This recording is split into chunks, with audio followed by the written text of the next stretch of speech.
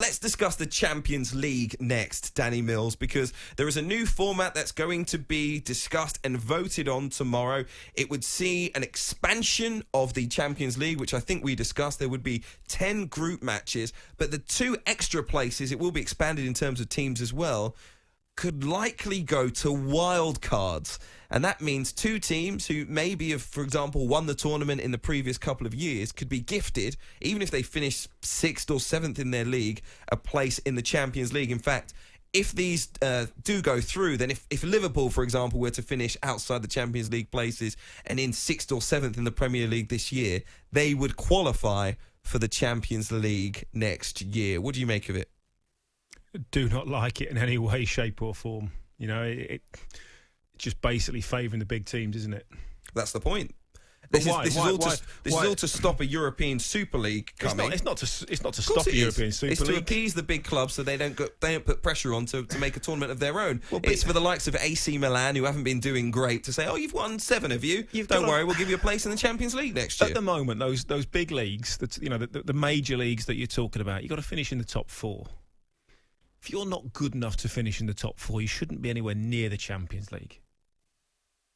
If you have a bad season, you have a bad season. You have to miss out. End of. Chelsea have had to do it in the past, miss out on the Champions League. Tough.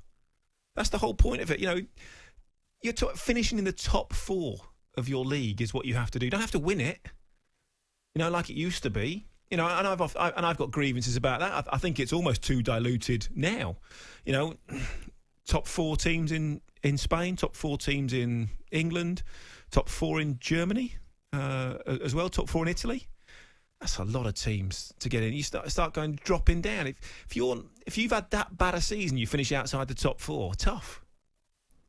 I think one of the things that could happen as well is if we take Liverpool as an example, if you get to the point where top 4 doesn't look on for you, you can, for example, let's take Liverpool's season this year, you can focus on the cup competitions, you can focus on trying to win the Champions League, knowing that there's a very good chance if you finish in the top 7 or 8 that you're going to be in the Champions League, and if you're sitting 5th or 6th, you'll be pretty comfortable there. You can put everything towards the Champions League and not worry about the exactly. league. That would distort the Premier League. Sport should all be about fairness and fair competition, you know, and if you deserve to be, you know, why should Liverpool, for instance, finish in 8th, get a place when West Ham finishing 5th shouldn't?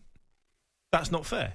You know, teams worked incredibly hard. They've been better than that team across 38 games, but because they won the tournament, you know, 4 or 5 years ago, they get in.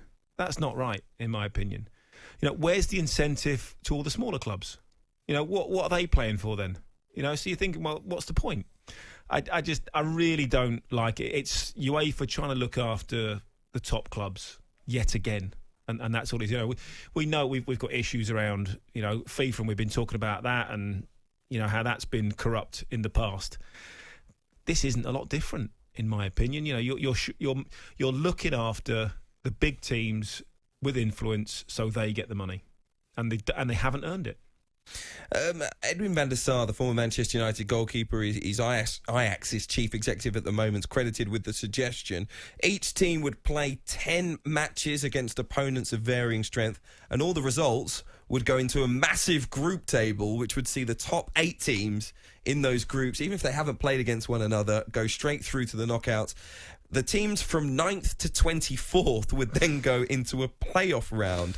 The new format, it's thought, will cause a problem for the English game, in particular the EFL Cup as well, because the additional fixtures will need the midweek slots that are usually allocated to our secondary cup competition. Have none of these people ever heard the phrase, if it's not broke, don't fix it? Well, I think for them it is broke. I think if you're one of the big clubs, it is broken, because all of these clubs, and we saw a power grab, an attempted power grab in the Premier League during the summer. But how is it right? We'll say, and let me just finish my point. We'll say we make these competitions what they are. No one wants to watch the Champions League without the biggest clubs in Europe in it. So we want you've got to finish. So either a bigger slice of the pie or guaranteed qualification. All the groups. So top the major leagues, because these are the teams with power. The top 4 go through into those teams. You've then only got to finish second in your group. 1 or 2 big teams go out in the group stages. That's it. You know, and that's because they've not been good enough. Simple as that. And that's their own fault. You've got to have some sort of competition. If not, what's the point? So we'll play the kids. Because actually, we're going through anyhow. It's no point. It's irrelevant. Would you support this if the top No. 6 teams in the Premier League were given automatic qualification? Definitely not. Why not? Because it's the whole point is it's Champions League football. Well, it isn't now. It hasn't been for years. But even still, you know, when I played in the Champions League back in 2000, 2001, you know, Deportivo won the league, you know, the year before. Okay, Barcelona finished second. I think Real Madrid got in because I think they finished fifth. But they got in it because they'd won it the previous season. That's fair enough. You know, that's always been the case. The winners go through, you know, and are able to defend their trophy. But the top 6, who misses out?